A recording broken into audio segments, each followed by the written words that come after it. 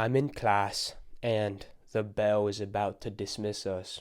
It's the end of the school day, and in my sixth period, my last class, we have something called the hot seat. So it's basically where someone sits in a chair at the end of class and everyone around the room asks them one question. Now I was in the hot seat and people were asking me, what's your favorite color? What's your favorite song? What's your favorite animal? Stupid shit like that. And then it pans to this one girl, and she asked me, what is your goal in life? So I think about it for like 3 or 4 seconds. I'm like, my goal in life is to retire my parents. And as soon as I said that, everyone in the room like kind of gasped. They were like, huh?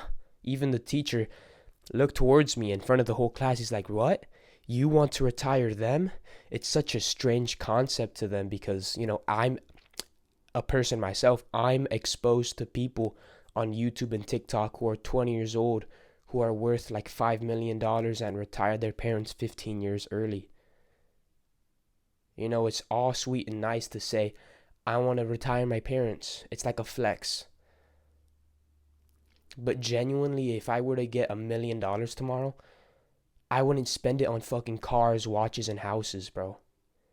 I would literally just give all of it to my parents and to my family. Retire my uncles, my aunties, my grandma especially.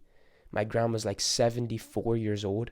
So if I get rich in the next 10 years, she's going to be like 84. And if I'm lucky, she's going to be like 80.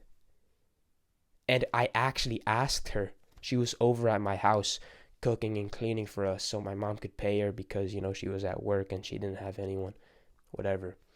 She was at my house, my grandma, and she was cleaning, and I asked her, no, I told her, very like nonchalant, like out of nowhere. And she speaks Spanish, by the way. My Spanish isn't very good, so I told her, in 10 years, I'm going to make a lot of money. And I'm going to give you some of it, so that means that you don't have to cook or clean. And you could do whatever you want. And she was taken aback, but she wasn't very surprised. She wasn't like, oh my God, thank you. She was like, oh, okay. And I asked her, what would you do if I gave you this money and you didn't have to cook or clean for the family? What would you do? What would you go ahead and explore? In Spanish, and she told me she would want to travel. Basic answer, okay. She wasn't very emotional or anything like that, so I'm like, okay. Well, at least I told her, right? So that she doesn't have to worry. She could rely on me. And when she went home, she was literally bawling. Like she was crying, is what my cousins told me, because she lives with my cousins. She was crying because she said to my cousins, no one has ever said anything like that to me. Marcus is the only person who actually asked me, if I were to give you money, what would you do? No one has ever said that to her. She's never even thought about it. So of course she gave out the basic answer, oh, I want to travel. But the thing is, she's young. And if I get rich in the next 6 years and she's 80 years old, she could live for another 15 years. Her mom, my great grandma, she just died recently, a couple months back. She lived up to like 98 years old, 99 years old, almost 100 years old, and her daughter's 24 years younger than her, so she could probably live for another 25 years. I could literally give my grandma the gift of life because her entire life she's just been working. And even after she's retired and she's living with family, she has no expenses, she's still cooking and cleaning. She still sometimes she wants to go to church, but she doesn't have a ride because she doesn't have a driver's license, because she doesn't have a car. She doesn't know how to drive. And so my mom's trying to figure out I don't want that problem with her anymore. The thing about the story is, let's say when I get rich, she has 15 years left to live. That's 15 years that she could do whatever she wants. But literally yesterday, I spent like 5 hours on fucking social media, TikTok and YouTube. So I wasted my day yesterday.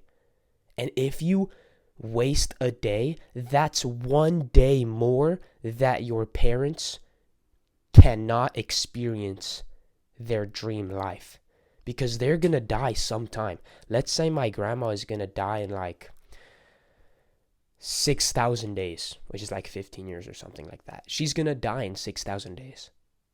So if I waste all my time today, that means she's gonna die in 5,999 days, which is one day less that she gets to experience her dream life. I have this poster on my fucking wall. Where is it? Every day wasted. I'll show you right here. Hold on. The angle's kind of bad because my desk is risen. It says there, every day wasted is a day taken away from the experience of your dream life. I'm going to repeat that. Every day that you spend on fucking video games, every day that you spend on social media, every day that you spend on wasting your fucking time texting girls, if you've gone a whole day without making any progress in your business, that is a day wasted. And that is one day that you cannot experience your dream life.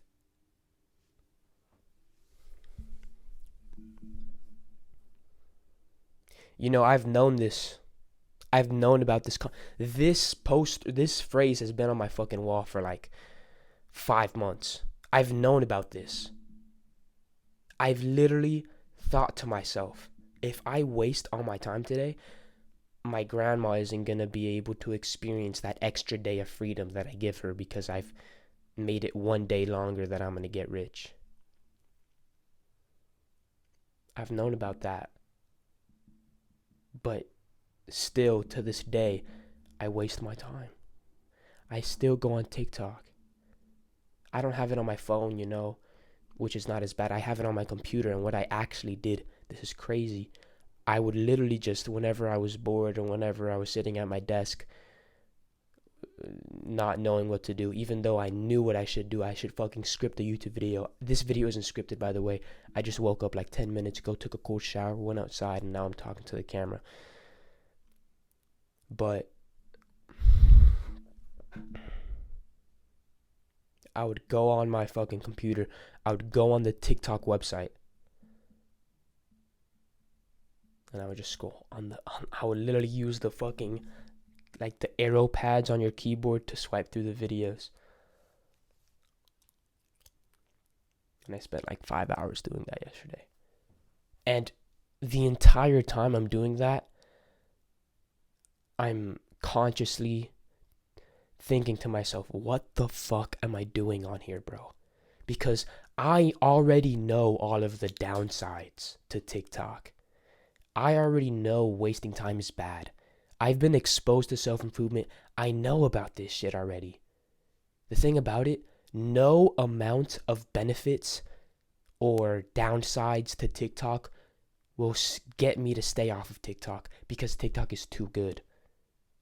Think about it like this. You already know all of the downsides to fapping, right? You know about the addictions and shit like that, but you can't get off of it. Why? It's not, think about it like this. It's not an addiction to fapping. And if you struggle with video games, it's not an addiction to video games.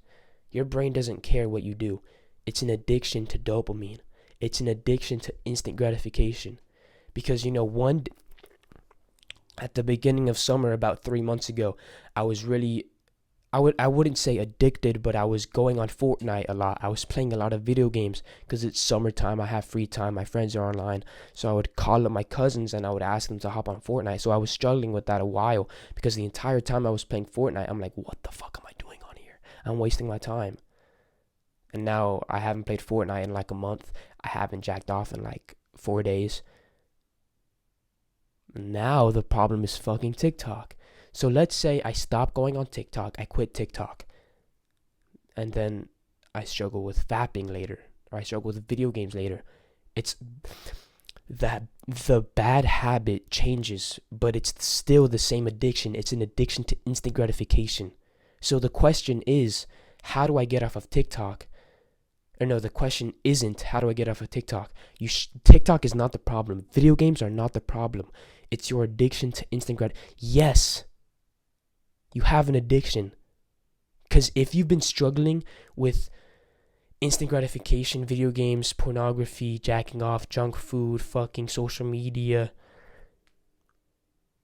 maybe you get off of social media for a couple of weeks and then you're on to video. You have an addiction to instant gratification.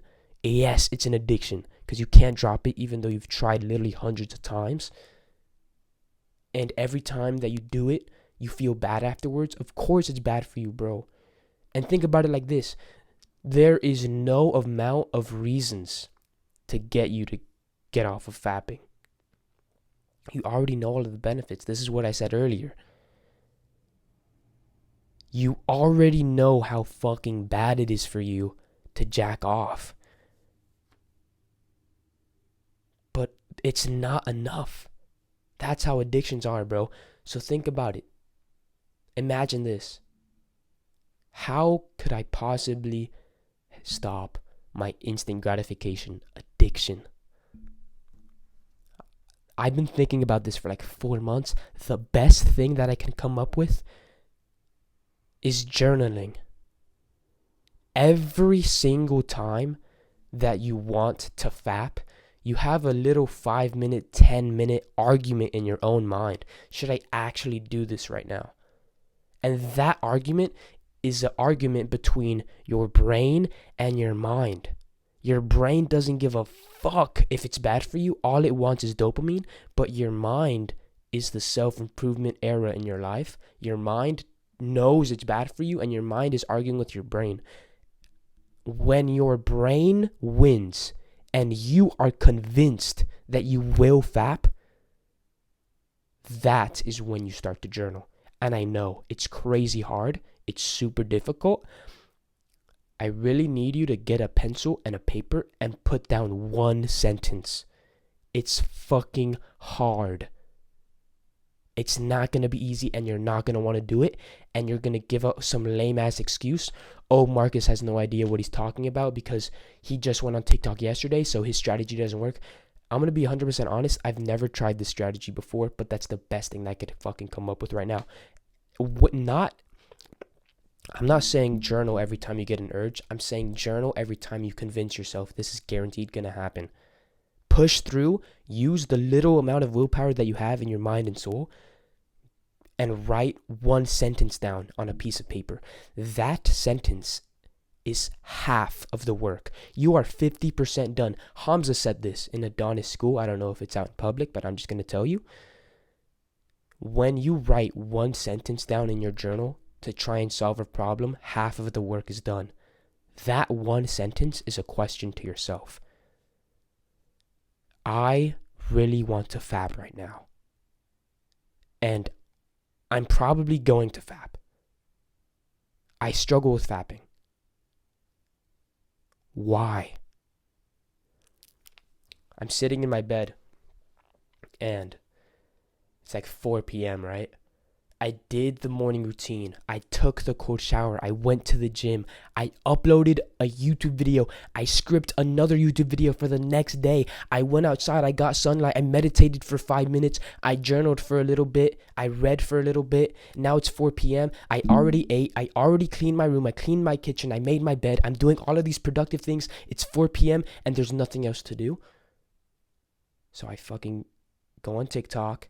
And I'm scrolling and I see some girls and then I get horny and then I load up incognito mode and I'm scrolling. Okay, but I'm scrolling through all this porn, but I'm not going to jack off because I'm on Nofap, I'm not trying to restrict my streak. I'm scrolling for like a little bit. I'm literally watching porn and not jacking off. It's that bad. I'm literally in my fucking bed, 4 p.m. Now it's 4:30 and I jack off. And now it's 5 p.m. I wasted a whole hour. Matter of fact, since I just jacked off, my dopamine receptors are so overstimulated, I might as well go back on TikTok and scroll for the rest of the day. That right there is how you fuck up your entire fucking day. And as we just said, every day wasted is a day taken away from the experience of your dream life. So that right there, that day that you wasted could have been you and your family out in the fucking out in fucking why can't I think of a city, bro? You're out in Thailand, bro, and you're on the fucking hotel and you're sipping whatever, and you have a nice lady with you and you're chilling right there. That's another day that you have to wait for that experience.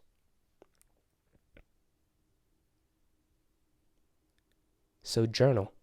You know, one sentence on a piece of paper could have prevented you from wasting that whole fucking day because you decided to go on TikTok, then you saw some girls, then you saw some porn, then you jacked off, then you went back on.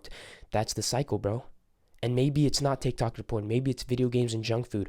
Oh, you know, I would have some crisp right now, or I have some pizza, leftover pizza, and then I eat it, and then now, you know, it tastes really good, so I might as well just go on video games because video games and junk food is better than just junk food. And then you're on video games, and then later on in the night, you wasted the entire day. Might as well jack off to porn.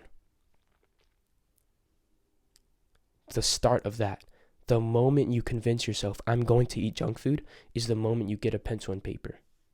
I'm not saying every time you want junk food, journal about it. That's stupid.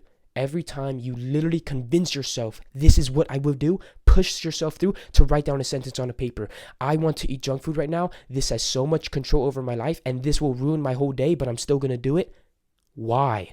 The question, the word why, is super fucking strong because you are confronting yourself.